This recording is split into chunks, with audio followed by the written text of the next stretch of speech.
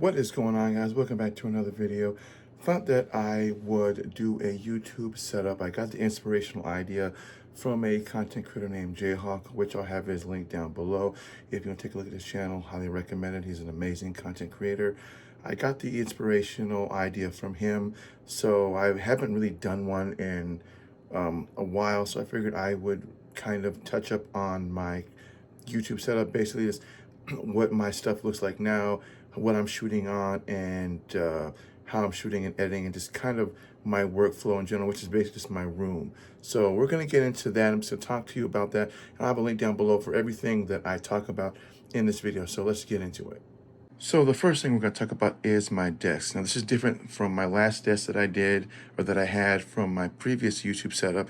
This is from Cubby. This is a 63-inch desk. I forgot the brand. The one I had before that was actually a 42-inch desk, and I actually had to kind of use a kind of like what you see here. I kind of have to use like a separate extension for that to have my PC on that in order to kind of fill it out so that I could have what you see here kind of on that desk. But that really wasn't going to work for me in the long run, because eventually I had to move my room around, and that is when I came across this on Amazon. They had a sale on it, so I bought it. This is a 63-inch desk from Cubby, but they don't make this desk anymore. But I'll have the link down below if you want to take a look at some of their other desks.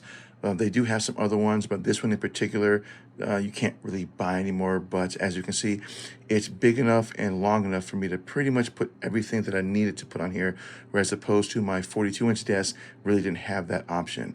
So this is from Cubby. I bought it off of Amazon. So the first thing we're going to talk about after this is the lights. So I do have multiple lights, but I really only use just really two, sometimes three, depending on what it is.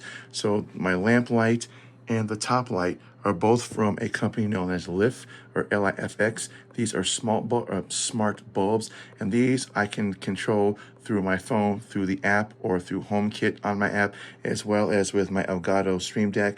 So basically with the Elgato Stream Deck version, I can just simply turn it on and off, and I can set some brightness with it, but through the app. This allows me to change the colors as well as the color tones and kelvins of the light. So right now, the one up here I kind of have is what's known as daylight, and then the one here is just a kind of a more natural tone. And you'll notice it when you look at the wall, how that's a little bit more kind of natural white light, whereas that one's more earthly tone. And that's generally kind of how I have it most of the time. Otherwise, 90% of the time, that light is just really turned off. I don't really need it on unless I'm doing some sort of a review or like an unboxing, then I'll kind of have it on. So that's that. And then I have my Elgato Key Light Air. This is not the key light, this is the Key Light Air, because it's a smaller light. So it's a much smaller footprint on my desk. And I have it using the Elgato Master Mount. This is the large version, not the small one. So if I want to raise it up higher than this, I can. This I just kind of have towards the wall, and it just kind of just reflects off the wall. So it gives me a little bit more light on my left side, kind of like a hair light in a sense. But this actually works better for me because I don't really have a lot of space in my room to be throwing around, studio lights and things of that matter on my floor, or just anywhere else where I kind of generally multi-purposely walk around and not knock it over. So that is my Elgato Key Light, and again, I also can control that through the Elgato Master, or the Elgato Stream Deck, as well as I can also use a desktop client that I can download on my computer and do that as well. I can do it on my phone with an app, but I find that it's just easier just to do it with either the Stream Deck or through the desktop client, and it does require Wi-Fi. So if you have no Wi-Fi, that's not really going to work. So you need Wi-Fi in order for that light to work, in terms of turning it on and off and changing the Kelvin temperature, and basically all of that with that. So now my main key light is this right here. This is from Aperture. This is the Amaran 60D. Now they do make a upgraded version of this, but this is just a simple studio light that I use. This is my main key light, and this is the Aperture softbox or light box 4545, because that's the dimensions of this.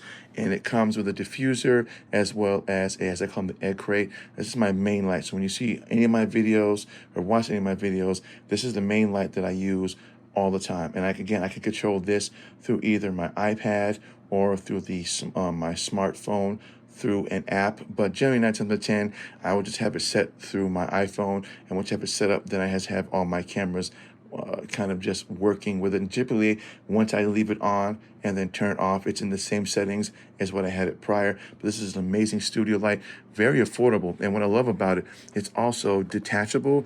So this can run off of either tap, which means you just plug it into a wall socket, or it can also run off of those NPF batteries that it does come with a mount that I slap on the side. I can get a grip for this and kind of just basically, use it as a portable lighting system, but it's just, I don't really do that. I prefer just being plugged in. Otherwise, if I'm doing an unboxing or something, I need to remove the light from the desk, I can do that with this. It's a very good, really high build quality studio lights, and I'll have a link down below for everything that I'll be talking about in this video. Otherwise, definitely recommend it if you're looking for a really good budget light. It works perfectly fine. So now we're going to go to my cameras.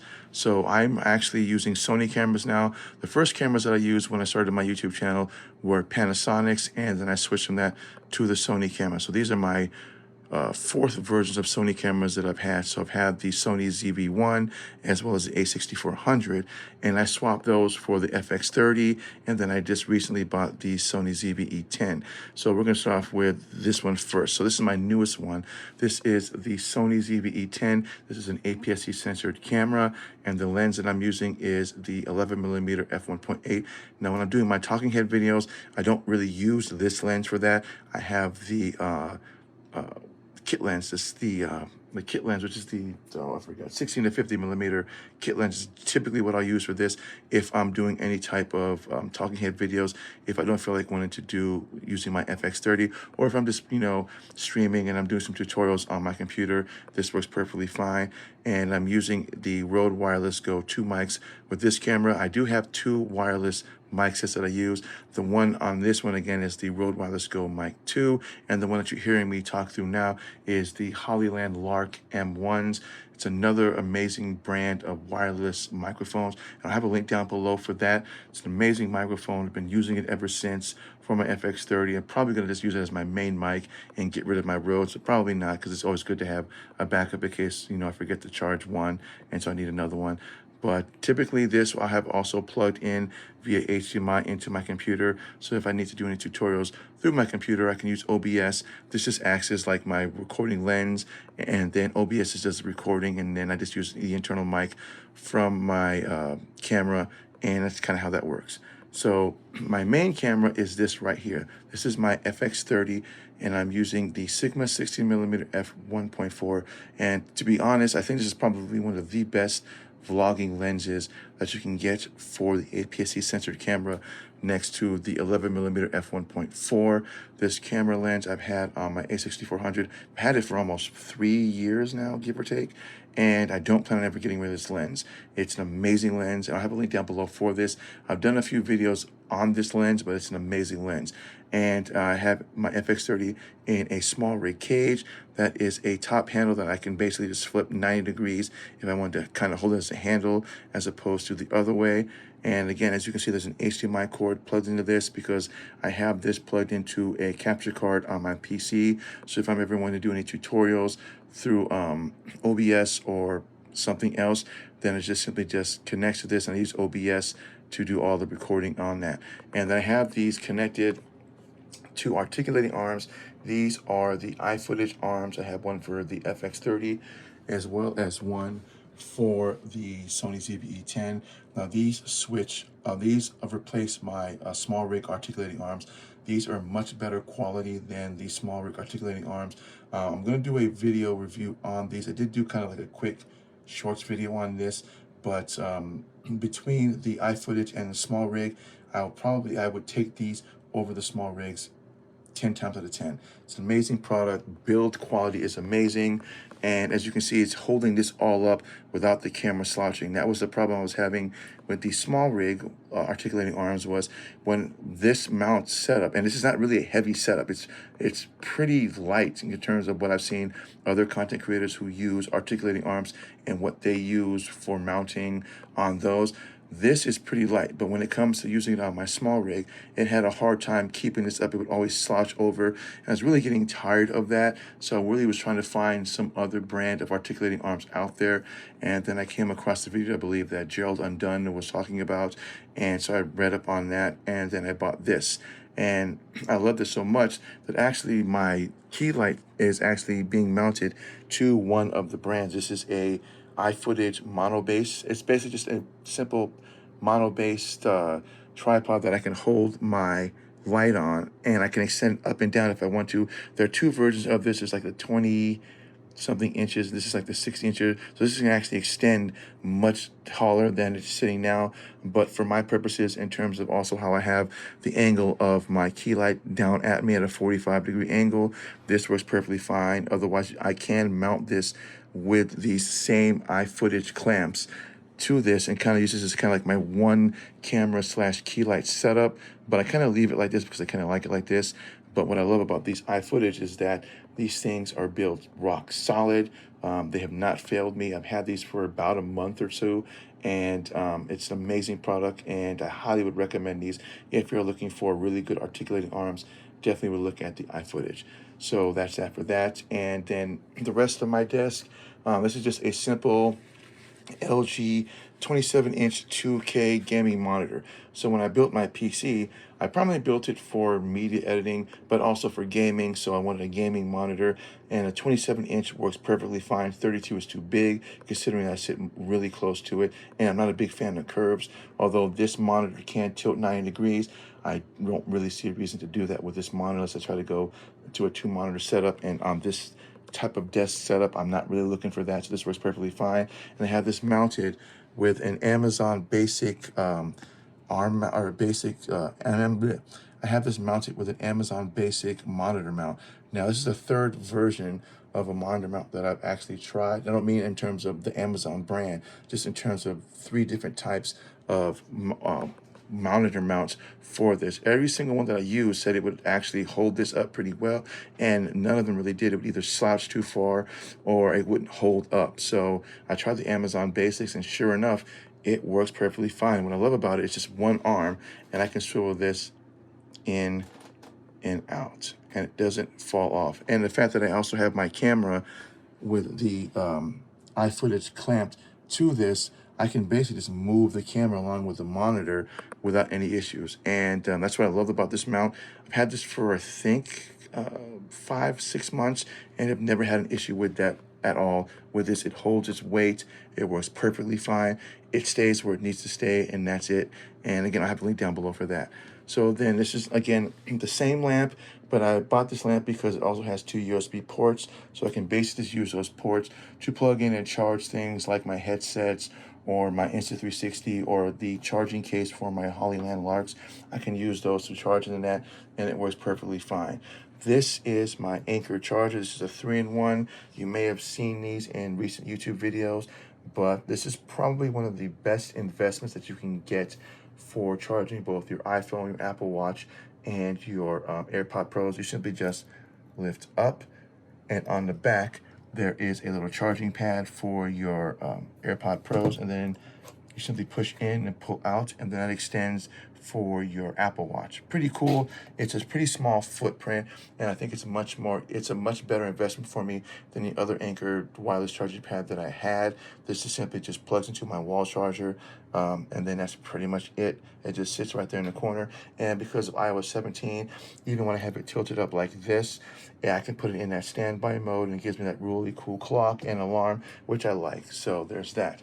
Then we come to my third camera, which is my Insta360. This is the Go 3, and if you're not familiar with this, I'll drop a link down below. I've done a few videos on this.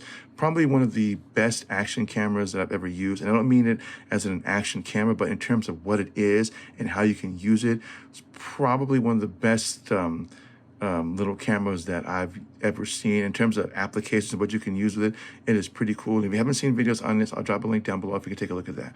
Then this is my Stream Deck. This is the Mark II version of the, I think it's the Mini is what I had, which is the one with 6 buttons. This is the Mark II version, so it's the second version with 15 buttons. This one I use to control pretty much every aspect of everything on my desk, from RGB lights on my computer to I can use to go and tap on YouTube and it gives me my statistics and all that there. I can also use it to stream Twitch or record videos. I can also turn on and off my PC through this. It gives me my internet speed if I tap on that. There's a whole host of plugins that you can use with this. It's an amazing device, very useful for any content creator out there who's looking to kind of streamline and keep everything as minimum as possible, but still maximize on functionality. And then my speakers are just simple. These are the Creative Lab Pros. These are the Pebble Pros. Now they do have various versions of them, but the reason why I bought the Pros is because of the RGB lights. And I let them just kind of change on their own. You can make them static, but as you can see, it's changing from green to a different color. So I kind of just leave it like that, especially when I have all my lights turned off at night. I kind of use them as like kind of a really cool night light. Pretty cool to have, but they're pretty cool. They simply plug in via USB, and you simply just download the software onto your computer, and that's pretty much it. And then everything else here is all Corsair, from my keyboard to the mouse. The mouse pad is also RGB keypad or mouse pad, but it also has a USB port right here that I can use to plug in my Xbox controller, and it has enough power to give power to that, so when I'm gaming I could use my controller. And yes, I do use my controller to play a lot of games, so don't hate me on that, but that is what I use. I can also use it to power up and charge my headsets and other smaller things, but in terms of like hard drives and all that, doesn't really have the power for that. So that's that. This here is my iPad Pro. This is the 3rd gen, which is the one running the M1 chip, not the M2. This is an upgrade from my iPad Air. This is pretty much how I have this set on my desk. So if I'm watching someone streaming on Twitch, or if I want to watch if I'm doing a video and I need to look at notes, I have this right here. And what it's mounted on is what is known as a 12 South hover bar. This is just basically just like an iPad tablet stand, and it actually comes in 2 different forms. So what you see here is just the base, and then this little arm out here, I can actually detach that, and there's a clamping arm that I can actually slide this into, and I can actually have this clamped onto my desk if I want to do that. I've done it in the past, but I kind of find that this way is much easier for me because it gives me maximum, work efficiency in terms of how I use it. And what I need to do, I can either portrait it or I can landscape, depending on how I want to do it. But that's what I have there, and that's that. And that's again the 12 South. I believe it's the hover bar. I forget. I think it's a hover bar, but I have a link down below for this. Now we come to my storage drives, and I don't really have like a lot of storage in a sense as like what you think most content creators have more. But these are my hard drives. I have 3 Lacey's. This is my rugged here, rugged there. That is my RAID drive. Then I have a Western Digital, and then I have another kind of smaller Western Digital. So I'll kind of go over the hard drives themselves. So this one is for my FX30, solely as I've labeled it FX30, because when I'm doing any videos with my FX30, that's what I'll label that as. And then this one's like my kind of miscellaneous drive for if I ever do like any small or short videos, I can simply just put them on that, as it's a 4 terabyte for that one. That one's a 2 terabytes and for that one. And this one here is my Lacey RAID. This is called the Lacey Big RAID. They have 2 different versions of this one. Mine is the one with just the straight hard drives. There's another one that comes with both a SD card slot and a USB slot. This one is the version of that isn't, but it's a RAID drive, which means it allows me to swap out drives in this. Now, when I bought this originally, it came with in the form of a 4 terabyte, which meant it had 2 terabyte drives. There are actually 2 18 terabyte drives in this, so this is rocking about 36 terabytes with that one. And then my Western Digital, which is kind of like my backup drive for my PC, that's an 8 terabyte drive. And then again, like I said, I got my 4 terabyte there, 2 terabyte there, and then this is what my miscellaneous drive for my iPad Pro, as well as for my Insta360. When I'm doing videos, I can simply just import those projects to this, put this into my Anchor dock, and then just offload them off of that. So which brings me to my Anchor dock. This is a 13 in one dock. This is a USB-C version, not the Thunderbolt version. So basically it has a bunch of USB-Cs in the front as well as a USB there. And then you have a SD card slot there. Let me see if I can slide this out in the light. So you have an SD slot there as well as a micro SD card. That's the power button. And again, like I said, you have a USB-C there and the USB-C there, and then a headphone jack, and then again the USB. And then on the back of this, there is an HDMI, a display port, an Ethernet plug-in, and 3 more USB 3.2s, I think, or 3.1 Gen 2s. And that's pretty much what is being used for all my external hard drives. So most of this is all plugged into this one dock. That way I can access it at any one time I need to. And again, this is just a simple USB-C plug-in here. So I can simply plug it into that, and that's how that works. And pretty much everything here is either going to be USB or USB-C is what I got it plugged into. But that is that. And then here's my PC. Never mind the cord management. Again, it's just, my room is small, so that's the best I can do it. But this here is the PC, and I'm going to be doing a video on this in the next day or so. I'm actually going to be replacing the parts that I currently have in this with newer parts. And if you haven't seen that, those parts, I'll drop a link down below for that so you can take a look at those. But those are going to be replacing what I have in here. This is my Corsair. This is an AMD build, so I'm running a Ryzen 5 with 32 gigs of RAM. These are obviously RGB lights, and I have an all-in-one cooler for this. This is the Corsair 40 or 4000D mid-size ATX tower, and I'll have a link down below for that if you want to take a look at that. Otherwise, the parts I'm replacing with will be over there, and that's that for that. And then when it comes to sound dampening in my room, these are known as Elgato wave panels. These are basically sound dampening. So I got 2 right there because I'm sitting right here, so when I'm talking, that absorbs the sound there. And then I have one there, 2 there, 1 there, 1 against the door, and 1 there. And that's what I use to pretty much kind of dampen the sound in my room. Although it doesn't get really loud in here, but sometimes you can hear the fan going in the background. This kind of eliminates some of that. And when I'm post-editing my videos and or when I'm post-editing my videos with my computer. Otherwise, again, this is just my room. I don't really have anything fancy. This is just pretty much where I do all of my video editing. I don't, like I said, don't have a really fancy big room, but as it sits, this works perfectly fine for everything. I do apologize for this video being long, but this is just something I just wanted to make a video on and just kind of show you that you don't need a lot of fancy stuff. Even this, for some people, be a little fancy, a little bit too much, but this works perfectly fine. You don't need a lot of crazy gadgets and all that. Just some good, sound dampening. If you have a, very echoey room, you can buy like the Elgatos, or you can buy some Amazon versions, and they'll work perfectly fine, because sound paneling can be expensive. But if you don't have the budget for it, I'll drop a link down below for some affordable ones. Otherwise, that's that. And then I guess I'll just kind of do my tour on my room while I'm at it. So this is my kind of controller for my Switch and my Xbox. And yes, it does sit up under my bed. And yes, I do sleep right here. No, it does not fall off, nor has it ever fallen off. It's been up there for almost 2 years and has not fallen off yet, so I don't see it falling off now. But that's kind of usually where I have my Nintendo Switch controller and my Xbox. But generally, I keep my Xbox just on the desk. And then these are my Gundam models. I love Gundam stuff. Anything Gundam I have bought, and these are kind of a combination of both action figures as well as models. And then I got a few more over here that I've got, and as you can see, I have tons of models, and there's like a few that I have in a box that I haven't really fixed, that I haven't pulled out, and one that I haven't even built yet. But that's kind of that. And then I also do like a little bit of car collecting, like right there, and then some down there. And then I got my PS5. This is my 48-inch OLED C3, along with an LG soundbar. And then this is just a simple USB light that I simply just tap on, comes on, change the color tone, tap on, comes off, and it just charges via USB-C. And then this is where I keep the rest of my miscellaneous camera gear and stuff. So this is one of my cinema lenses. This is the SLR Magic. This is a 12mm f2.8. Again, that's my kit lens.